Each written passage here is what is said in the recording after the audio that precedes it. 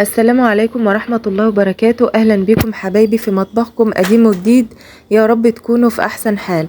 النهاردة زي عنوان الفيديو هعمل لكم من صدر فرخة واحد بس حوالي 10 أرغفة من رغيفة الحواوشي بس بالفراخ، والطعم ولا أروع ولا ألذ من كده. جربوه وإن شاء الله تدعولي. شايفين معايا جميل جدا يا جماعة، وده أنا عاملاه بالعيش البلد الجاهز. ولو انت عايزاه تعمليه بالعجينه، انا عامله قبل كده الحواوشي باللحمه معاكم ومن اول العجينه. عجينه حلوه قوي برضو هتعجبكم لو عايزين تعملوه بالعجينه.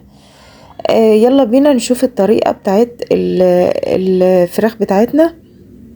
احنا معانا هنا صدر كامل، النصين بتوع الصدر او الفصين بتوع الصدر كلهم معايا. هنا انا فرخه كبيره شويه، يعني حوالي 2 كيلو وحاجه. جايبه لها بقى، جايبه للصدر كده بصلتين متوسطين، بطاطس مسلوقه صغيره، فلفل جميع الالوان اللي انت عايزاه، طماطمايه كده. ومعايا اساسي يا جماعه في اي برجر وفي اي لحمه مفرومه معايا، في اي فراخ مفرومه، في اي حاجه، كوبايه الشوفان دي هتعجبكم قوي قوي قوي. هحط كل المكونات معايا في الكبه، اللي هي الطماطمايه على البصل على الفلفل على كام فص توم على الشوفان، واطحنهم. وبحط بحب احط في المرحله دي كمان البهارات بتاعتها عشان تكون متوزعه توزيع كويس قوي على المكونات اللي معايا. بحط اي بهارات تحب الفراخ، انت بتحبها مع الفراخ حطيها. حطي جنزبيل، حطي توم باودر وبصل باودر بيدي طعم برضو حلو، حتى لو حاطه بصل وتوم. حبه فلفل اسمر. بتحطي كمان بهارات فراخ بتدي طعم حلو قوي. بتحطي جنزبيل، كزبرة مطحونة، شوية كمون، شوية كمان 7 بهارات. بعد ما بطحن الحاجات دي طحن خشن كده، بحط وحدتين بطاطس، حبيتين بطاطس. انا عندي البطاطس كان حجمها صغير شوية، حطيت 3 صغيرين للصدر الكبير ده. لو انت عندك الصدر متوسط بتحطي بطاطسية متوسطة مسلوقة. بعد كده بجيب بقى الفراخ بتاعتي وبفرمها فرم برضو مش ناعم قوي، يعني مش عجينة قوي، بخليه برضو حلو معايا كده. وبحط مادة دهنية اللي هي عندي انا هحط ليا. انت عندك بقى شوية زيت، لو عايزة تحطي زيت، عايزة تحطي ليا زي ما انا حاطة، عايزة تحطي حتة دهنة، اي حاجة دهنية عندك حطيها، بتديلها طعم برضو حلو قوي. الليا اهي انا كنت فرمة حتة برضو.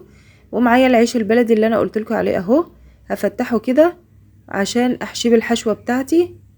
يستحسن برضو تحطوا الحشوة دي في التلاجة شوية بعد ما تفرموها وتقلبوها كده وتعجنوها كده على بعضها، بتحطيها بقى في التلاجة شوية. ما تنسوش طبعا الملح، وتظبطوا ملحك قوي، ما تخلوش لا حادق قوي ولا دلع، خليه في المعقول. بهارات الفراخ يا جماعة مع الرغيفة دي بتدي طعم حلو قوي. بتجاب من عند العطار وبتقولي له بهارات فراخ ب5 جنيه مثلا. بتعمليها كمان على مرتين مش على مرة واحدة. بعد كده بحطه في الفرن، ما بعملهوش واحد واحد، ممكن تعمليه على عين البوتاجاز في الطاسة واحد واحد، بس انا من وجهة نظري يعني انه اسهل ان انا بعمله في صينية كبيرة او في صاج كبير في الفرن على طول. بعلي الفرن على اعلى حاجة وبدهن الصاج بتاعي مادة دهنية وبروح مرصصاهم وبخليهم بقى لحد ما يستووا واقلبهم كده لحد ما يستووا بالمنظر ده. زي ما انا قلت لو عايزة تعمليه بالعجينة في البيت، عندك فيديو الحواوشي باللحمة، في عجينة حلوة قوي هتعجبك، سهلة وسريعة برضو. بس انا حبيت اوريكم ازاي بستخدم صدر الفرخة كده بسرعة معايا في اكلة حلوة بنحبها وبموفرة كمان معايا. ان شاء الله اتمنى تجربوها وتعجبكم.